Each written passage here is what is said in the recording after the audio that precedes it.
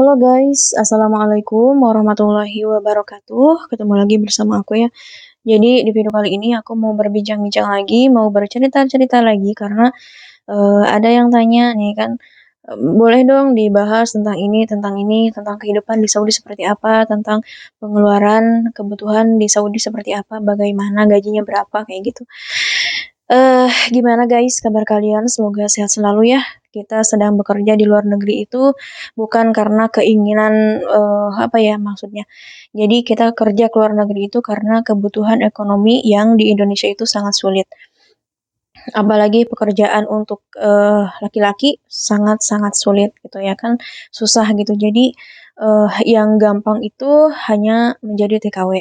Karena TKW itu kan kalau apalagi ke Saudi Arabia ya, jadi nggak harus pakai, uang, nggak harus pakai uang pendaftaran gitu ya kan. Terus, gampang lah kalau masuk ke Saudi mah, nggak ada, sistem apa, pemotongan gaji, nggak ada. Jadi langsung udah lulus, langsung berangkat, langsung bekerja gitu. Jadi, kita yang masih di Saudi Arabia, yang punya kesempatan, bekerja di, luar negeri, jangan menyia-nyiakan kesempatan itu, jangan menyia-nyiakan kesempatan baik ini, karena di luaran sana banyak orang-orang yang mau bekerja ke luar negeri tapi susah. Kadang mungkin karena, keluarganya tidak mengizinkan, atau suaminya tidak mengizinkan, atau suami istri datang ke sini misalkan, susah kesulitan, atau misalkan karena punya bayi jadi susah. Nah, sekarang kita sudah berada di Saudi harus memanfaatkan kesempatan yang baik ini, karena tidak ada kesempatan yang kedua kali guys ya. Bagi aku ya, karena aku juga gini, dulu Kak kemarin kan aku pulang nih, dulu aku pulang terus balik lagi, dan karena memang aku nggak mau mengecewakan majikan, tidak mau mengingkari majikan, jadi aku balik lagi. Banyak yang bilang, "Kok balik lagi?" Sampai mana barusan guys? Terpotong ya karena ada gangguan. Jadi karena memang aku sambil kerja ya, jadi nggak bisa terlalu fokus, bikin YouTube, jadi sampingan aja YouTube-nya karena kalau ngurusin, nenek mah ini ya, jenuh gitu daripada ngelamun, lebih baik bercerita seperti ini. Karena mungkin ya yang belum pernah ke Saudi, belum pernah ke luar negeri, pengen tahu cerita-cerita TKW seperti apa, karena mungkin di luaran sana banyak simpang siur, seliweran ya, jadi TKW itu seperti ini, jadi TKW itu seperti itu, banyak negatifnya daripada positifnya. Padahal ketika kita sudah berada di Saudi ya, kita kita sudah merasakan gitu kan, sudah merasakan bekerja di luar negeri tidak seburuk yang kita pikir dulu, tidak seburuk yang orang-orang pikir gitu. Barusan sampai mana? Barusan teh ya harus, memanfaatkan kesempatan baik ini gitu, jangan disia-siakan. Kalau bekerja, harus apa ya namanya teh, harus punya tabungan. Betul, harus punya tabungan guys, karena apa, ketika sudah berada di Indonesia ya, aku yang merasakan sendiri, dan dulu nih teman yang ngomong dan aku nggak percaya guys, baru 2 minggu katanya udah habis 20 juta. Jadi mau mau bawa uang berapapun guys ya, itu kalau udah di Indonesia akan cepat habis, nggak tahu kenapa. Jadi di sini misalkan tidak ini ya kan, mungkin tidak akan beli ini, beli itu misalkan, tapi ketika sudah di Indonesia, pasti pengeluaran itu pasti ada, guys. Teman aku juga ada yang bawa uangnya 50 juta, 1 bulan udah habis, guys. Kalian nggak percaya kan? Aku juga dulu nggak percaya guys, nggak percaya sama sekali karena, aku bilang gini, mungkin aku nggak akan pergi ke mana-mana, mungkin aku nggak akan, beli apa-apa gitu yang mahal-mahal, ternyata pas pulang ke Indonesia ada acara gitu kan, yang tidak disangka-sangka, yang tidak direncanakan gitu. Jadi makanya kalau kalau kerja itu kalau sebelum pulang kita harus ngumpulin uang dulu guys, harus punya tabungan dulu. Nah, yang mau aku bahas di sini katanya kan, ada yang nanya pengeluaran gitu kan, pengeluaran biaya hidup di luar negeri seperti apa. Kalau untuk TKW ya, untuk TKW tenaga kerja wanita itu gaji gaji kita itu utuh, gaji per bulannya utuh dan tergantung tergantung royalnya, tergantung, kita bisa ngirit atau nggak bisa ngirit gitu. Karena kebanyakan TKW juga ada yang tidak, bisa mengatur keuangan. Misalkan banyak yang, keluar-keluar rumah, seperti jalan-jalan, shopping-shopping, terus, kumpul-kumpul sama teman-teman, apa namanya teh, ya pokoknya jalan-jalan lah, banyak beli-beli gitu. Nah kalau aku, karena memang aku mengirit orangnya, di sini ngirit gitu ya kan, di sini ngirit aku nggak jarang beli-beli baju, jarang, beli-beli baju yang mahal-mahal gitu, enggak. Di sini kalau misalkan beli baju untuk bekerja aja gitu, dan jarang beli-beli yang, jarang main, jarang ke mall, malah aku bisa dihitung lah ke mall berapa kali gitu, jarang ke pasar, jarang kumpul-kumpul sama temen. Memang ada temen cuman, aku nggak mau kumpul-kumpul karena memang uang itu akan cepat habis, guys. Jadi, aku nggak kemana mana. Aku di rumah aja. Karena ada yang majikannya tidak memperbolehkan kita keluar, ada yang memperbolehkan, ada yang ngasih izin karena kalau misalkan di Saudi tidak ada libur, sama sekali tidak ada libur. Jadi kalau misalkan kita udah, di rumah majikan, sudah tanggung jawab majikan, jadi tidak ada libur, nggak boleh libur. Kecuali yang TKW kaburan. Jadi kalau TKW kaburan itu karena, tidak punya identitas di sini, tidak, bayar pajak segala macam, nah itu dibilang kaburan TKW ilegal. Nah majikan juga banyak ya, orang Saudi juga banyak yang memperkerjakan TKW ilegal. Karena kalau misalkan beli ke kantor itu kan mahal. Nah kalau misalkan ngambil TKW yang kaburan itu kan nggak harus bayar igoma, nggak harus bayar ke kantor. Jadi tinggal bayar, gajinya aja. Nah, kalau misalkan ketahuan sama polisi, itu akan kena denda sama dipenjara 2 tahun. Nah, iya, pokoknya tergantung tergantung kitanya gitu, tergantung kitanya mau ngirit atau mau royal. Jadi kebutuhan itu, kalau aku gaji utuh, karena kebutuhan sudah ditanggung jawab sama majikan. Kadang juga aku suka beli-beli, tapi nggak sering gitu, nggak sering karena jarang keluar.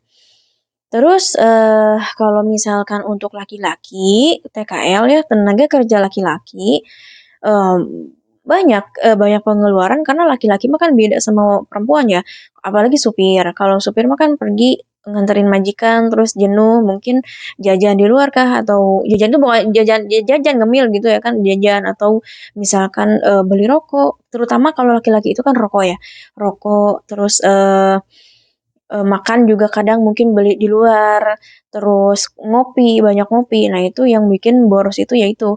Nah, kadang kan majikan kalau misalkan untuk supir ya, ini untuk supir. Kadang supir dikasih uang, bukan dikasih uang, dikasih sembako sama majikan itu kan cuman paling mungkin beras, telur, air minum gitu mungkin, air minum terus, kebutuhannya nggak ada lagi, paling kalau misalkan makan siang kadang dikasih sama majikan seperti, majikan aku ya, seperti majikan aku punya supir, itu supirnya orang Hindi ya, suami istri. Itu makan siang dikasih sama majikan, kalau masak, pasti masak masak terus ya kan kalau siang. Masak dikasih makan makan siang. Nah itu kan orang Hindi ya, mau orang Hindi mah, tapi kalau orang Indonesia, itu kan nggak kayak orang, Hindi. Kalau orang Indonesia mah, kebanyakan nggak mau makanan-makanan orang Saudi, jadi mereka suka beli gitu. Jadi makanya pengeluarannya itu kadang boros. Terus kalau punya istri di sini, istrinya misalkan ilegal nih, kaburan, itu kan harus punya kontrakan. Nah, punya kontrakan di luar walaupun sudah dikasih mes sama majikan, tapi kan kalau misalkan lagi ijazah, istrinya ijazah pulang ke kontrakannya dan itu harus bayar kontrakan. Tapi kebanyakan di sini, yang nggak punya istri itu kan dikasih mes ya, entah itu kerjanya di coffee shop atau di restoran kayak gitu, itu dikasih mes, dikasih tempat tinggal. Tapi kalau punya istri harus punya kontrakan sendiri gitu. Dan gajinya, jadi aku nggak bisa membicarakan atau membulatkan, gaji TKW ini sekian, gaji TKL ini sekian karena beda-beda guys. Gajinya beda-beda, tergantung nasib, tergantung takdir, tergantung rezeki, tergantung majikan gitu. Jadi kadang kalau lewat kantor gajinya memang sama rata ya kan. Ada yang 1.200, ada yang 1.300. Kalikan aja kali 4.000. Sekarang kan real lagi naik ya, lagi mahal. Jadi berapa kalian hitung aja sendiri. Kalau misalkan udah di luaran seperti aku kan udah nggak lewat kantor, aku udah punya ego mas sendiri, aku sudah menjadi warga Saudi ini, udah menjadi warga Saudi ya kan. Jadi bayar bayar pajaknya itu, bayar KTP-nya itu, bayar igomanya itu kan sama majikan. Jadi 600 rial per tahun dibayar sama majikan. Jadi tidak ada lewat kantor atau agent gitu. Jadi majikan yang langsung menggaji kita dan aku negosiasi dulu sebelum bekerja di sini karena semua bukan hampir lagi, memang semua pekerjaan itu ada resikonya.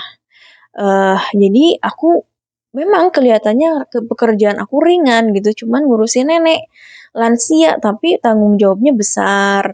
Terus kesabarannya harus tebal gitu guys ya. Karena kadang-kadang kan si nenek itu kan rewel.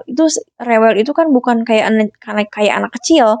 Kalau anak kecil rewel nangis, nangis nangis tidur ya kan gitu. Kalau nenek-nenek beda lagi guys. Kalau lagi rewel itu ngomong ngoceh-ngoceh terus, marah-marah terus, nggak jelas, ngomong nggak jelas, duduk nggak mau, tidur nggak mau, maunya itu kerja gitu. Misalkan beres-beres kamarnya sendiri, nggak boleh ditemenin, nggak boleh dibantuin, atau nyuci sendiri, nggak boleh diambil sama kita, nggak boleh dicuci sama kita, harus nyuci sendiri. Nanti setelah itu merasakan mungkin badannya capek atau pusing kepalanya atau gimana, nanti rewel lagi ngomong kayak gini, nanti ngadu sama anaknya kayak gini, begitu. Jadi kalau misalkan mungkin kalau pusing nih, pusing kita juga suka ya, suka pusing ya, suka masuk angin. Nanti si nenek mah suka nyalahin ke makanan. Saya makan ini jadi pusing, saya makan ini jadinya mual kayak gitu. Nah, itu kalau misalkan nyalahin ke makanan otomatis nyalahin ke yang ngurus dong gitu. Padahal kan kalau misalkan masuk angin mah kan bukan dari makanan, cuman makan semangka aja jadi perkara penyakit guys. Padahal semangka, aku bilang nih semangkanya dingin. Dia bilang nggak apa-apa, dia makan sedikit. Setelah itu dia pusing. Pusingnya nggak tahu mungkin dari semangka atau dari apa nggak tahu ya. Tiba-tiba pusing, terus mual, muntah kayak kita kan. Kalau misalkan sakit kepala banget kan pasti muntah. Kalau udah muntah kan jadi ngemplong gitu kan, si nenek juga kayak gitu, cuman ya mungkin karena nenek-nenek ya jadi apa-apa teh selalu disalahin orang lain gitu pada tidak memikirkan mungkin faktor usia gitu atau apa kalau sakitnya ini mah malah nyalahin orang gitu. Pokoknya semua pekerjaan ada resikonya guys ya, tidak senang, tidak gampang menjadi TKWT, makanya harus benar-benar memanfaatkan sebaik mungkin ketika kita sudah berada di sini.